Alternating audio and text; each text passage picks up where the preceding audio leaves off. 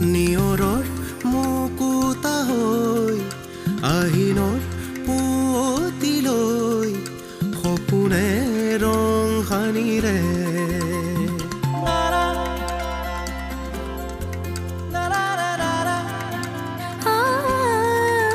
জীৱনৰ বুটিলৈ দিবিনে ঠিকনাকৈ বান্ধো নৌকাৰ ঘাটতে ধীৰে ধীৰে আকাশ ঢাকে ক'লা মেঘে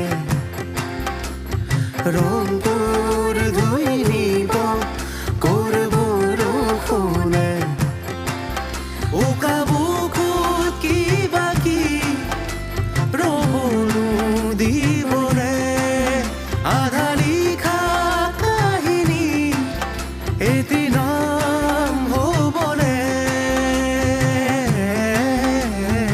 নীলাঞ্জনা নীলাঞ্জনা কিনো লাগিব আৰু ৰেছপন্সিবিলিটিখিনি বাঢ়া যেনহে লাগিছে কাৰণ মা দেউতাই মোৰ ওপৰত বৰ আশা কৰি আছিল এই যে শব্দটো ক'লা ৰেছপন্সিবিলিটি তোমাৰ দায়িত্ব আৰু কৰ্তব্যবিলাক বাঢ়িছে একদম ঠিক কথা কৈছে সি কিবা ভুল কৰিলে তাক গালি দিলোহেঁতেন কিন্তু দিগন্তৰ লগত মোৰ একো লগা নাই পেহী কেতিয়াবা ভাল পোৱা মানুহৰ লগত কাজিয়া কৰিও ভাল লাগে তোৰ ডাঙৰ দুখটো কি জান নীলা তই আমাৰ ঘৰখনৰ সন্মান নাৰাখিলি তোক আমি যিমান মৰম কৰিছিলো যিমান আপোন বুলি ভাবিছিলো তই তাৰ একোৱে মূল্য দিব নোৱাৰিলি কেতিয়াবা ভাল পোৱা মানুহৰ লগত কাজিয়া কৰিও ভাল লাগে কিন্তু কিন্তু কি কোনে কি কৰিলে তোক দিগন্তৰ বায়েকে দিগন্তৰ বায়েকে কি কৰিলে দিগন্তৰ বায়েকে নাই একো কৰা নাই সেইবোৰ বাদ দিয়া তুমি একো নাই নহয় দিগন্তৰ বায়েকে কি কৰিলে ক কি কৰিলে তোক একো নাই কৰা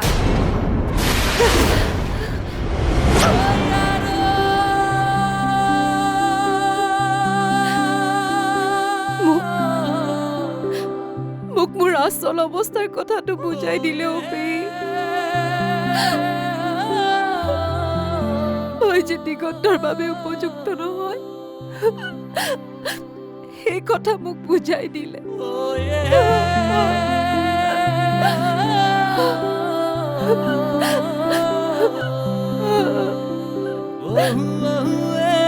মোক সোঁৱৰাই দিলে যে মোৰ কোনো নাই পেহী মোৰ দৰে নিথৰুৱা ছোৱালী এজনীয়ে কিয় কিছু নোহোৱা ছোৱালী এজনী এইখন ঘৰৰ কাৰণে উপযুক্ত নহয় মই উপযুক্ত নহয়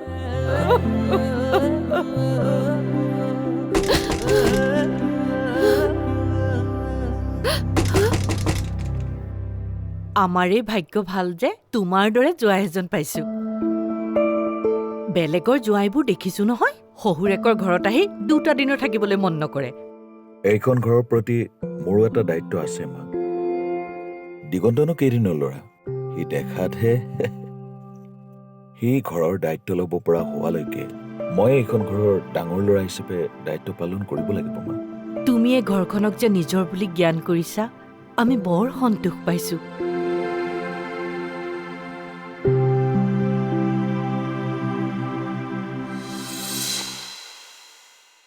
নিৰণ দেউতা এই আমাৰ দিগন্তৰ পঢ়া শুনাৰ কথাটো কি ভাবো কোৱাচোন সি দেখোন নিজে একো সিদ্ধান্তই ল'ব নোৱাৰে সিদ্ধান্তটো সি নিজে ল'ব লাগিব দেউতা আমাৰ পচন্দৰ পঢ়া এটা তাৰ ওপৰত চাপি দিলেতো নহ'ব সি কি পঢ়ি ভাল পায় কি পঢ়িলে তাৰ উন্নতি হ'ব সেইটো সিহে জানিব দেখিলে আমাৰ জোৱাই কিমান জ্ঞানী ল'ৰা বেলেগৰ জোৱাই হোৱা হলে উস্তাদি মাৰি নিজৰটোহে কোলেহেঁতেন দিগন্তৰ পঢ়া শুনাৰ ওপৰত আমি উস্তাদি মাৰি লাভ নাই মা মই বহু ল'ৰা ছোৱালী দেখিছো মাক দেউতাকে জাপি দিয়া বিষয় এটাৰ ওপৰত পঢ়ি পিছত একো এটা কৰিবগৈ নহয় সেইটো হয়, কেৱল তাৰ ইণ্টাৰেষ্টৰ কথা চালেও নহ'ব, মোৰ সামৰ্থ্যৰ কথাও ভাবিব লাগিব। গতিকে দিগন্তৰ পঢ়াটো নিৰ্ভৰ কৰিছে দিগন্তৰ ইচ্ছা আৰু আপোনাৰ সামৰ্থ্যৰ ওপৰত। ময়ো জোৰ দিব নোৱাৰো, কাৰণ তাক মই ক'ব নোৱাৰো যে তোৰ যি ইচ্ছা পঢ়, মই খৰচ দিম।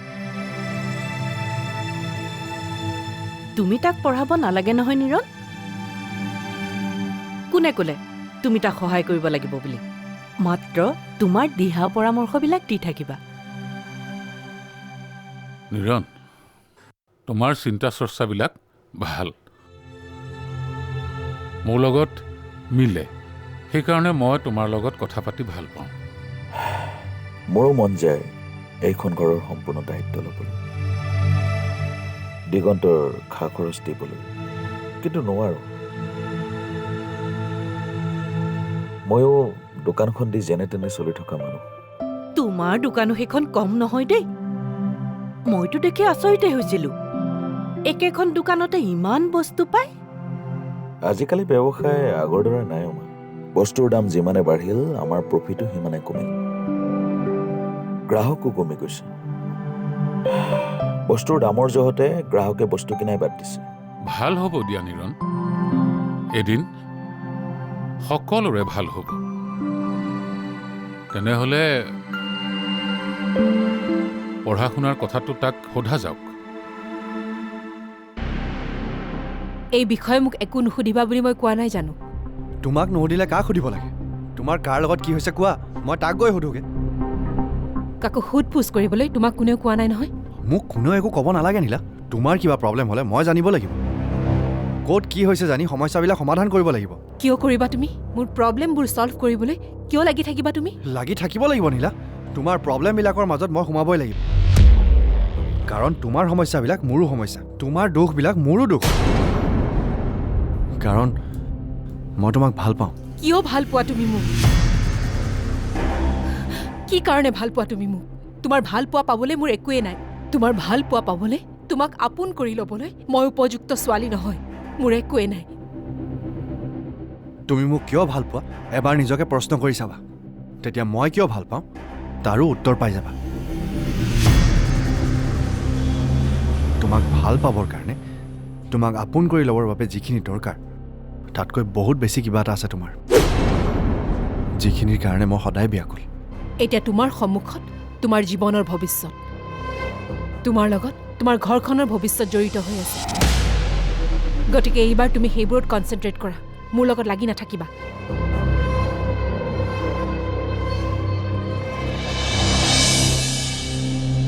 মোৰ ভৱিষ্যতত জানো তুমি নাই? তোমাক লগত নৰখাকৈ মোৰ জানো কিবা ভৱিষ্যত থাকিব পাৰে?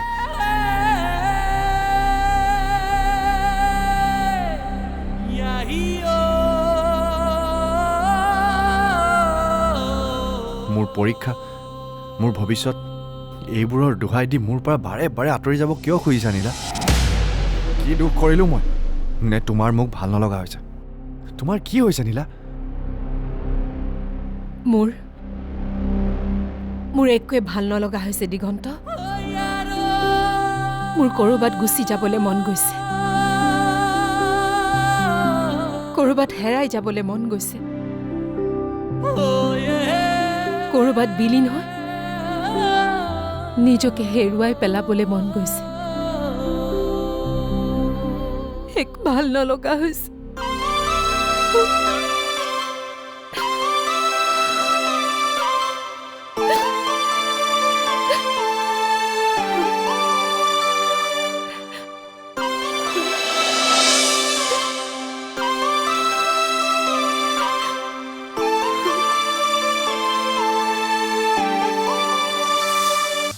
মোৰ ছোৱালীয়ে মাতক বা বেলেগে মাতক, এতিয়া অফিচৰ সময়, তুমি অফিচত থাকিব লাগে। বেলেগৰ ঘৰত কিয়? বেলেগৰ ঘৰ নহয় ছাৰ, মোৰ অফিচৰ বছৰ ঘৰ। এইটো অফিচ নহয়, you should go to office. এতিয়া যদি মই গৈ তোমাক অফিচত নাপাম, তেতিয়াহ'লে তোমাক শ্ব'কজ কল কৰিম। মোক মনালিছাই মাতি আনিছে ছাৰ। তোমাক কোনে মাতি আনিছে, that is not my lookout. কিবা আৰ্জেণ্ট কথা আছে বুলি। বেলেগৰ কি আৰ্জেণ্ট আছে সেইবিলাক মই নাজানো। It is office time. চ' এতিয়া তুমি অফিচত থাকিব লাগে That's the urgent for you at this time. Nilanjana Nilanjana Nilanjana Nilanjana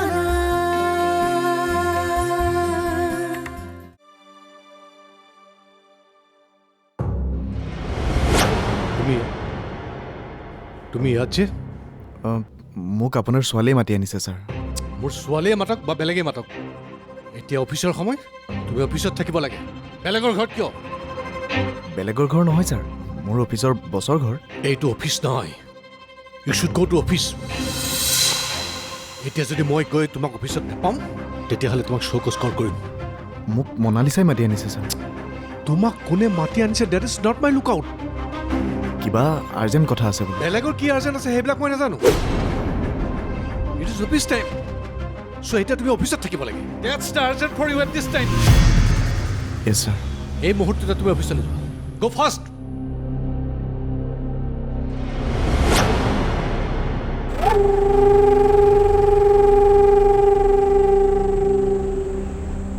তই মোক তোৰ ঘৰৰ পৰা যাবলৈ ক'লি ভাস্কৰ ৰঞ্জন তইতো নাজানো যে মই তোৰ ঘৰৰ ভিতৰৰ পৰা ভিতৰত প্ৰৱেশ কৰি আছো তই মোক কি বুলি ভাবিছ এদিন মই তোক এইখন ঘৰৰ পৰা উলিয়াম এইখন ঘৰ তোৰ ঘৰ নহয় ভাস্কৰ ৰঞ্জন তই ইয়াত থাকিব নোৱাৰ এদিন তই ৰাস্তাৰ ভিক্ষাৰী হ'বই লাগিব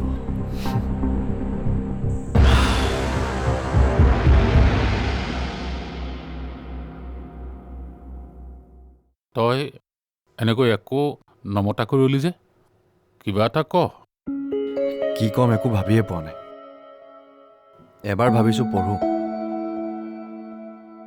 এবাৰ ভাবিছোঁ পাওঁ যদি সৰু সুৰা চাকৰি এটা কৰিব পৰা হ'লে ভাল আছিল মই ভাবোঁ এতিয়া চাকৰি বিচাৰিব লাগিব বুলি কোনো কথা নাই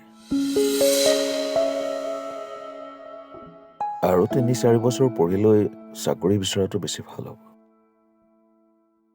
মই থকালৈকে তাক পঢ়ুৱাই থাকিব পাৰিম আৰু মই মানুহটো থাকিলে একো কাম নকৰিলেও পেঞ্চনটো পাই থাকিম মাষ্টাৰ্ছ যদি কৰোঁ আজিকালি বহুত খৰচ কিতাপ পত্ৰৰো ইমান দাম পেঞ্চনৰ টকাৰে আতিব জানো অটাব লাগিব দৰকাৰ হ'লে বেলেগ খৰচ কমাব লাগিব বেলেগ কোনটো খৰচ কমাবা দেউতা কাপোৰ পিন্ধা কমাবা খোৱাত কমাবা নে ইলেক্ট্ৰিচিটি বিলত কমাবা নে চিলিণ্ডাৰ ননাকে থাকিবা আমাৰ এক্সট্ৰা খৰচ কি আছে যোনটো কমাব পাৰি এই সময়ত মই মাহে ইমান টকা দিগন্তৰ কাৰণে দিম বুলি ক'ব পাৰিব লাগিছিল কিন্তু মোৰো এনেকুৱা অৱস্থা যে কোনো ৰিস্কি ল'ব নোৱাৰো তুমি টকা দিব নালাগে নিৰণ তোমাৰ যে সদিচ্ছা আছে সেয়ে বহুত সহায় তথাপিও এডমিশ্যনৰ কাৰণে যি লাগে মই দিম বাৰু নালাগে ভিন্দু আপোনাৰ টকাৰে মই এডমিশ্যন ল'ব নোৱাৰিম বাইদেউৰ কাৰণে নোৱাৰিম তাইৰ লগত তোৰ ইমান মনোমালিন্য কিয় হৈছে তাই মোৰ কামবোৰত ছাপোৰ্ট কৰিব নোৱাৰে আৰু মই তাইৰ কথাবোৰত ছাপোৰ্ট কৰিব নোৱাৰোঁ গতিকে মনোমালিন্য হ'বই দেউতা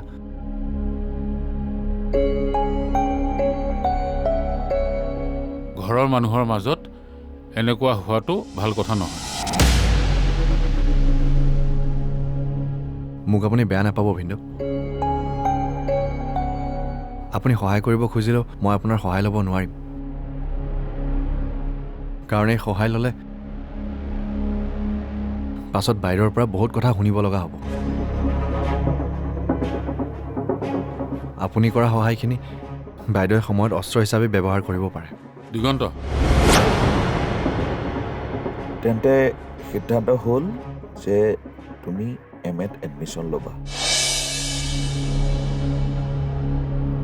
ভালদৰে পঢ়া মোৰ শুভেচ্ছা আছে শুভেচ্ছাখিনিতো নিশ্চয় গ্ৰহণ কৰিব পাৰিবা কাৰণ শুভেচ্ছা আশীৰ্বাদ এইবোৰ কথা কেতিয়াও অস্ত্ৰ হিচাপে ব্যৱহাৰ কৰিব নোৱাৰি।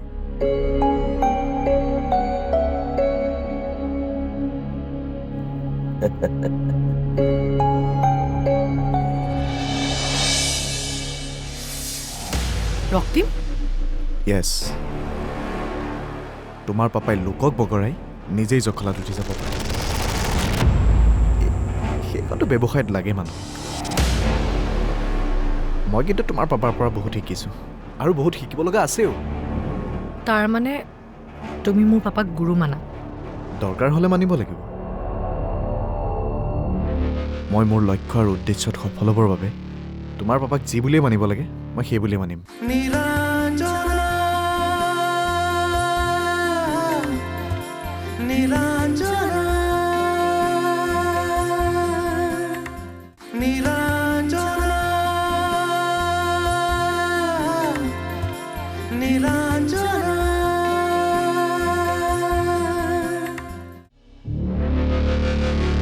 মই কিন্তু তোমাৰ পাপাক বেয়া পাইছোঁ। হ'ব পাৰে তেওঁ মোৰ বছ, কিন্তু তোমাৰতো পাপা হয় ন। কালি তেওঁক মই ইমানকৈ ক'লোঁ যে তুমি মোক মাতিছা, কিবা আৰ্জেণ্ট কথা আছে। তেওঁ সেইটো এক্সকিউজে নকৰিলে। তুমি দেখোন জানাই ৰক্তিম, মোৰ পাপা কিমান ছিৰিয়াছ নিজৰ কামক লৈ, আৰু তেওঁ অফিচৰ একো কামতেই কম্প্ৰমাইজ নকৰে। হ'লেও ইমান ৰাফ বিহেভ কৰিব নালাগিছিলে। আমিও মানুহহে। বেয়া নাপাবা ৰক্তিম, মোৰ পাপা ইমান কাঢ়া কাৰণেতো আজি ইমান ডেভেলপ কৰিব পাৰিছে।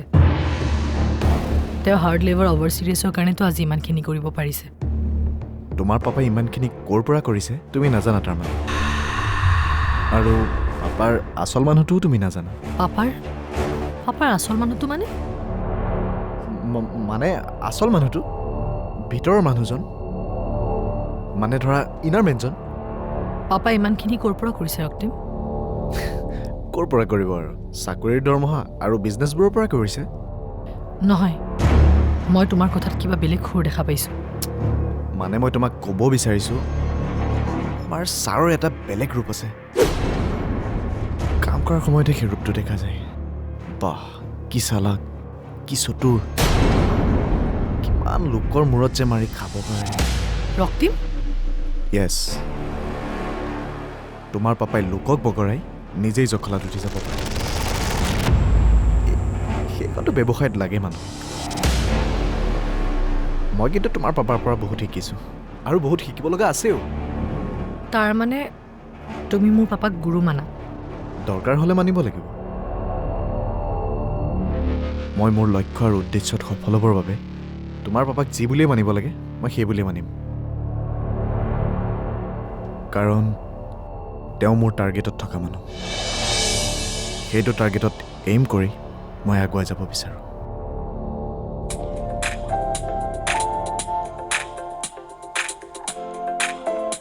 এই মামাটো যে যেতিয়াই তেতিয়াই ফোন কৰি থাকে। তোৰ লগত যে দিগন্ত অনবৰত লাগি থাকে, টকা পইচা খৰচ কৰিতো অপাৰেশ্যনটোও কৰি দিলে। সেইকাৰণে চাগে বায়েকজনী হিংসাতে জ্বলে। হিংসানো কিয় কৰিব লাগে? কোনোবা অন্ধ ছোৱালীৰ দৃষ্টি ঘূৰাই অনা কথাটোত কোনোবা হিংসা কৰে জানো? তাইতো এজনী ছোৱালী, ছোৱালী এজনীৰ মনেৰেতো তোক চাব পাৰে। চব একে নহয় অ' পেহী। সেইকাৰণে কৈছিলোঁ তাৰ পৰা টকা ল'ব নালাগে। মই দিছিলোঁ, সেয়াও নললি। মই পৰ হ'লোঁ, দিগন্তহে তোৰ একমাত্ৰ আপোন হ'ল। তোমাৰ পৰা সহায় নোলোৱাৰ কাৰণে তোমাৰ হিংসা লাগিছে নেকি পেহী? হিংসা কৰিব নাপায়। মই মাত্ৰ দিগন্তক বাইকখন ঘূৰাই দিয়াৰ কথাহে ভাবিছোঁ। ঘূৰাই দিবি? হেৰৌ, সেইখন আকৌ ক'ত পাবি? তুমি বৰ অকৰা অ' পেহী। সেইখন কিয়? নতুন এখন কিনি দিম। অ', তাৰমানে নতুন এখন কিনি দিবি? নহয়, চুৰ কৰি আনিম। দিগন্তৰ বাইক এখনৰ প্ৰয়োজন হৈছে আৰু সিটো ঘৰত ক'ব নোৱাৰে। ভিনীয়েককে ক'ব চাগে, বায়েক এটাক বৰ মৰম কৰে নহয়। গতিকে বায়েকে দিয়াৰ আগতে ময়ে দিব লাগিব। অঁ, পাৰিলে ধাৰবিলাক মাৰি দিয়াটো ভাল। যিমান আপোন মানুহ হ'লেও ধাৰ ৰাখি থোৱাটো ভাল কথা নহয়। ধাৰ ৰখা মানুহৰ মান সন্মান একো নাথাকেও। ধাৰ থাকিলে কেতিয়াবা বৰ ডাঙৰ ক্ষতিপূৰণ হোৱাৰ আশংকা থাকে। মোৰ পুৰণা অভিজ্ঞতা আছে। যতনে বান্ধি ৰাখি মন বুক দৰ্পণ